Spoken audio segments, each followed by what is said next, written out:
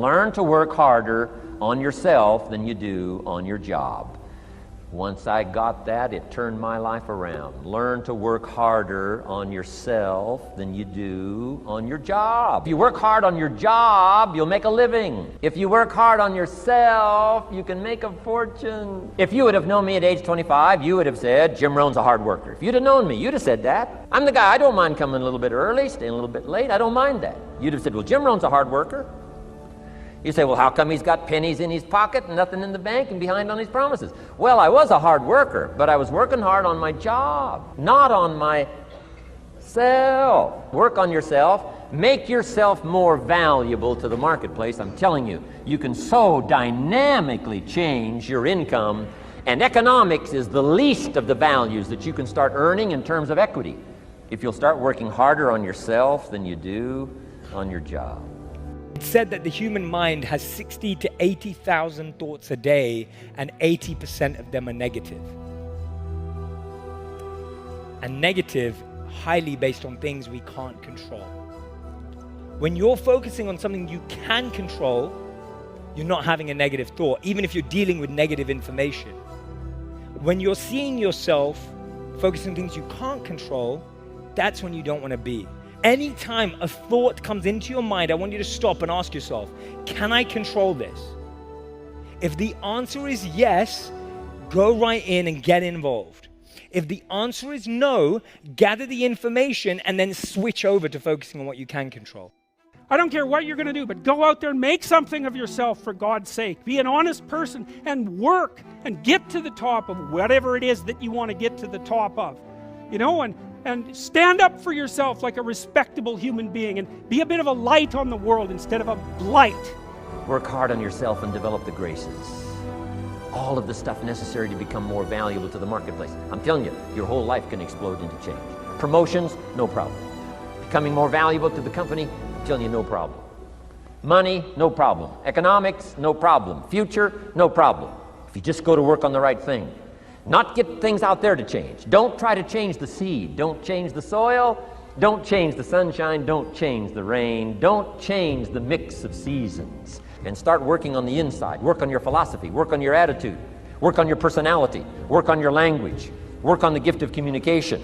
Work on all of your abilities. And if you'll start making those personal changes, I'm telling you, everything will change for you. It's all risky. The minute you were born, it got risky. If you think trying is risky, wait till they hand you the bill for not trying.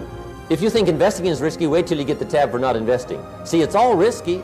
Getting married is risky. Having children is risky. Going into business is risky. Investing your money is risky. It's all risky. I'll tell you how risky life is. You're not going to get out alive.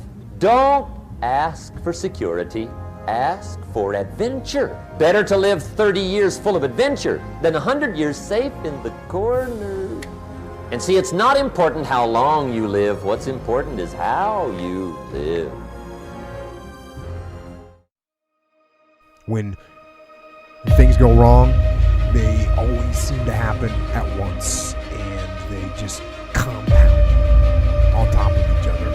And it's pretty easy sometimes to feel beaten when you're faced with all those issues and all those problems, and they all hit you at the same time. But let me tell you, that doesn't mean give up. In fact, it means the opposite. It means it's time for you to fight harder, to dig in. It means it's time for you to go on the warpath.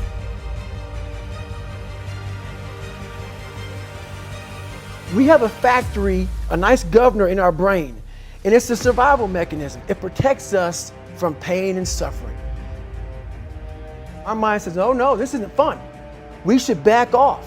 We should sit down, find something more comfortable. And there's something about the mind. The mind has the tactical advantage over you at all times. At all times of your life, the mind has a tactical advantage over you. Why is that? It knows what you're afraid of. It knows your insecurities. It knows your deep, dark lies. It pushes you in a direction that is comfortable. The mind controls everything. So what I realized was that when I was growing up and I was 300 pounds and I got all fat and I got all insecure, I realized that my mind kept taking me in this direction. When things got uncomfortable for me, when I was facing my insecurities, when I was facing my fears, my mind said, oh no, we have the tactical advantage. We need to get you, separate you from this feeling over here. Life's all about feelings. We want the happy feeling. Why am I here? And you don't have any, so you can't answer those questions, so you leave. I started realizing that if in that moment, and you are now in charge of your brain versus your brain ruling you, that's where all that stuff comes from. So the 40% rule is all of that. You get to 40%, your brain says, we're done. Let's roll, man. This is starting to get painful. This is uncomfortable. So you sit down. You have to figure out ways, and everybody's different. That's how the book kind of talks about, like we all have these things about, 5 steps to this and 4 steps to this. It's a lot more than that. It's a practice that you have to, it's a habit. So if you know that at 40%, I'm feeling pain. At 40% I'm feeling pain. That's where the 40% rule kicks in. Now it starts. Okay, I'm feeling pain. It's saying get out of here, run, flee. The fight or flight kicks in. Okay, we're done. We're not good enough. It starts telling you all these things. You start to believe it because the mind controls all. This is the time where you have to gain control back in your mind. It's okay. Let me see if I can go 45%. And once you start giving yourself more and more hope and start realizing, okay, the mind starts to be, okay, what are you doing? We're supposed to be going right and you're going left. You start then controlling your mind. Start finding more in yourself. And then it goes from 40% to a lot further than that. But that's the start of it though. Get to the spot where your mind is saying stop. Wherever that is, you gotta get there first. You gotta control yourself in that moment. Tough times, this is what they do in our lives. They reveal what we are made of. But they reveal what we are made of. I will never know who you are until you go through tough times. I will never know what you are made of until you go through tough times. You will never know your true friends until you go through tough times. You will never know your true husband until you receive a message from the doctor that says there's no chance for you, of giving birth to children. You will never know his heart. You will never know. You will never know the wife that you have until you lose your job. That is when people are being revealed. Tough times, they reveal the true us. They reveal our true friends. They reveal what we are capable of. You will never know what you are capable of until you go through it.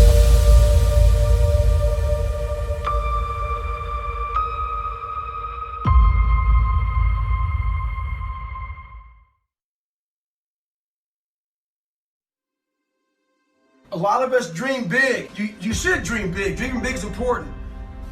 Some of us want to be doctors, lawyers, dentists. Some of us want to be in special operations. So you have this big dream, you can see it so clearly, like it's right in front of you. You can go out and touch it. But the thing about it is somewhere, if you dream big enough, somewhere down that journey, that dream becomes a motherfucking nightmare. And what happens in that nightmare, you start to have all these questions, like if you want to be a special ops, you may not be a great swimmer. You may just realize that I'm not a great swimmer, I'm not a great runner. You may start to fail tests. And all these questions start to flood your mind. Why am I here? I'm not good enough. Trust me, I know all about the questions. They will flood your mind. If you do not have the answers for them, you will quit. The answers lie in the repetitions.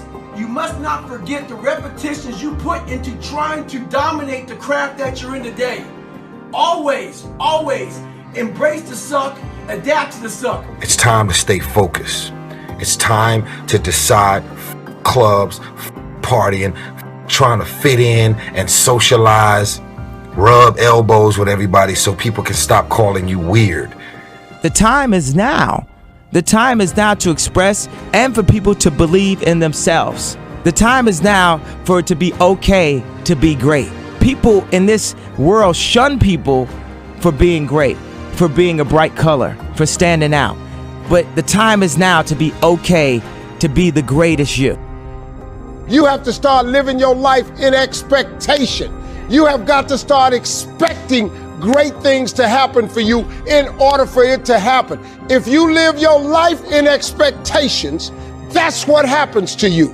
If you live your life in despair, that's what happens to you. If you say all men are dogs, you're gonna meet every last one of them. I'll never be rich, you won't. You won't. The moment you change the frequency that your tower emits, different things come back to you. If you change your attitude, you change your altitude. If you have an idea that you genuinely think is good, don't let some idiot talk you out of it. Easy choices, hard life. Hard choices, easy life. The hard choices, what we most fear doing, asking, saying, these are very often exactly what we most need to do. You see people who do big things and you automatically say, that guy's so lucky, she's so lucky. You don't know that. You're assuming that. Going to work every day for 20 years and grinding your ass off and then becoming a multimillionaire, that's not luck. That's action and reaction. Quit using the word luck, quit believing in luck, and start believing in work. Start believing in results that come from your actions.